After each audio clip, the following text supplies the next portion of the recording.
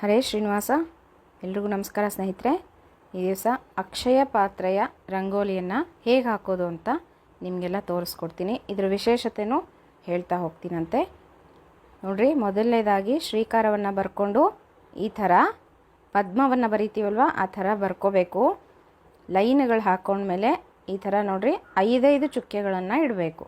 ಪ್ರತಿಯೊಂದು ಲೈನಿಗೂ 5 ಚುಕ್ಕೆಗಳನ್ನು ಇಡಬೇಕು. ನೋಡಿರಿ, ಈ ಥರ ಆ ಲೈನು ಯಾವ ದಿಕ್ಕಿಗಿದೆಯೋ ಅದೇ ದಿಕ್ಕಿಗೇನೆ 5 ಚುಕ್ಕೆಗಳನ್ನು ಇಡಬೇಕು.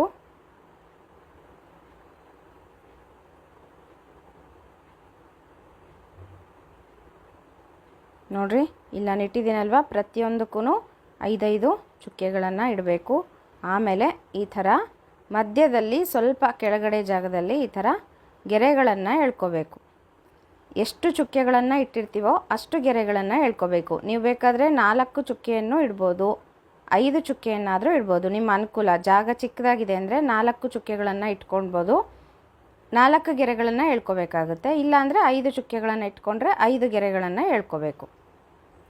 ಈ ಥರ ಎಲ್ಲ ದಿಕ್ಕಿಗೂ 5 ಗೆರೆಗಳನ್ನು ಹಾಕಬೇಕು. ನೋಡಿರಿ, ಇಲ್ಲಿ ನಾನು ಹಾಕಿದ್ದೀನಲ್ವ, ಪ್ರತಿಯೊಂದಕ್ಕೂ 5 ಗೆರೆಗಳನ್ನು ಹಾಕಬೇಕು. ಈಗ ಗೆರೆಗಳನ್ನು ಜೋಡಿಸ್ತಾ ಹೋಗೋಣಂತೆ. ಇಲ್ಲಿ ನೋಡಿರಿ, ಮೇಲಿನ ಚುಕ್ಕೆಗೆ ಈ ಒಂದು ಗೆರೆಗೆ ಒಂದು ಲೈನನ್ನು ಎಳಿಬೇಕು. ನಾನಿಲ್ಲಿ ಎಳಿತಾ ಇದ್ದೀನಲ್ಲ, ಇದೇ ಥರ ಕ್ರಾಸ್ ಆಗಿ ಲೈನನ್ನು ಹಾಕಬೇಕು. ಈ ಥರ. ಈಗ ಉಲ್ಟಾ ಇಲ್ಲಿಂದ ಮೇಲ್ಗಡೆ ಚುಕ್ಕೆಗೆ ಈ ಥರ ಇಂಟು ಮಾರ್ಕ್ ಥರ ಬರಬೇಕು. ನೀವು ಎಲ್ಲ ಒಟ್ಟಿಗೆ ಹಾಕೋದಕ್ಕೆ ಹೋಗಬೇಡ್ರಿ, ಒಂದೊಂದನ್ನೇ ಹಾಕೋಂತ ಹೋಗ್ರಿ, ಹಾಗಂದ್ರೆ ನಿಮಗೆ ಕನ್ಫ್ಯೂಷನ್ ಆಗೋದಿಲ್ಲ. ನೋಡಿರಿ, ಈಗ ಇದು ಮುಗಿದೋಯ್ತು. ಈಗ ಪಕ್ಕದ್ದು ನೋಡಿರಿ, ಈ ಥರ ಹಾಕಬೇಕು. ಹೀಗೆ ಹಾಕಿದ್ಮೇಲೆ ನಾವು ಪಕ್ಕದಲ್ಲಿ ಇರ್ತಕ್ಕಂತಹ ಗೆರೆಯಿಂದ ಇಲ್ಲಿ ಹಾಕಿದ್ವಲ್ವ ಈ ಲೈನಿಗೆ ನಾವು ಅದನ್ನು ಎಳ್ಕೋಬೇಕು. ಈಗ ತೋರಿಸ್ತಾ ಇದ್ದೀನಿ ನೋಡಿರಿ, ಈ ಥರ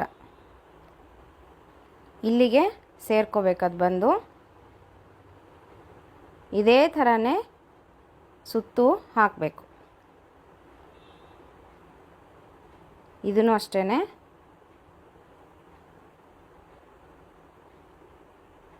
ಈಗಾಗಲೇ ನಾನು ಅಕ್ಷಯ ಪಾತ್ರೆ ರಂಗೋಲಿನ ಹಾಕಿದ್ದೀನಿ ಸ್ನೇಹಿತರೆ. ಇನ್ನೊಂದು ಸಲ ತೋರಿಸೋಣ ಅಂತ ನಿಮಗೆಲ್ಲ ಹಾಕ್ತಾಯಿದ್ದೀನಿ.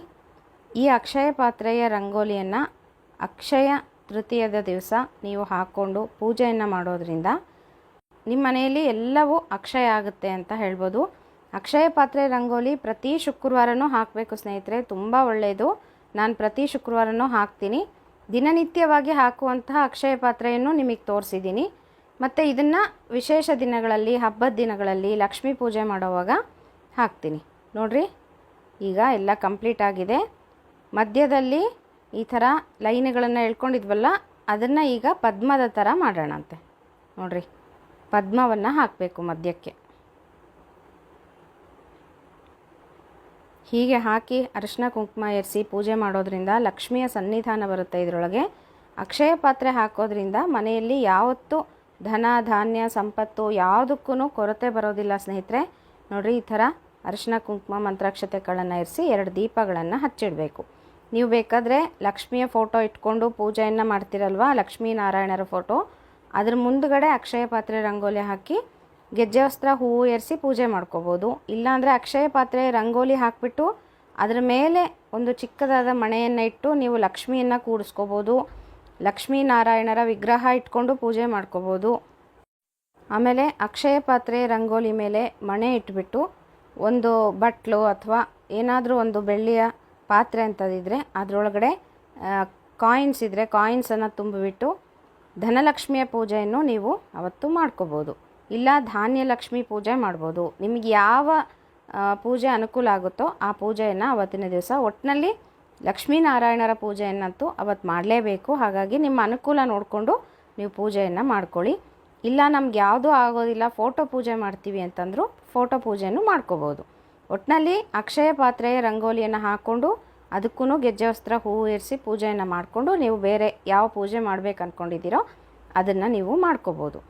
ಇನ್ನು ಅಕ್ಷಯ ಪಾತ್ರೆಯ ರಂಗೋಲಿಯನ್ನು ಹಾಕಿ ಅವತ್ತಿನ ದಿವಸ ಅಕ್ಷಯ ತೃತೀಯದ ದಿವಸ ಅಕ್ಷಯ ಪಾತ್ರೆಯ ಹಾಡನ್ನು ಹೇಳಬೇಕಾಗುತ್ತೆ ಸ್ನೇಹಿತರೆ. ಅದನ್ನು ನಾನು ಡಿಸ್ಕ್ರಿಪ್ಷನ್ ಬಾಕ್ಸಲ್ಲಿ ಲಿಂಕ್ ಹಾಕಿರ್ತೀನಿ. ಹೋದ ವರ್ಷವೇ ನಾನು ಅಕ್ಷಯ ಪಾತ್ರೆಯ ಹಾಡನ್ನು ಹೇಳ್ಕೊಟ್ಟಿದ್ದೆ, ಹಾಗಾಗಿ ಅದರ ಲಿಂಕನ್ನು ನಾನು ಶೇರ್ ಮಾಡ್ತೀನಿ, ನೀವೆಲ್ಲ ನೋಡ್ಕೋಬೋದು. ಆ ಒಂದು ಹಾಡನ್ನು ಹೇಳಿಕೊಂಡು ಅಕ್ಷಯ ಪಾತ್ರೆಯ ಪೂಜೆಯನ್ನು ಮಾಡಿಕೊಂಡ್ರೆ ಯಾವತ್ತಿಗೂ ನಿಮ್ಮ ಮನೆಯಲ್ಲಿ ಧನ ಧಾನ್ಯ ಅಭಿವೃದ್ಧಿ ಆಗುತ್ತೆ, ಧನ ಧಾನ್ಯ ಸಂಪತ್ತು ಮತ್ತು ಯಾವತ್ತೂ ಕೊರತೆ ಬರೋದಿಲ್ಲ ಯಾವುದಕ್ಕೂ. ಹಾಗಾಗಿ ಎಲ್ಲ ಇಷ್ಟಾರ್ಥಗಳು ಈಡೇರುತ್ತೆ.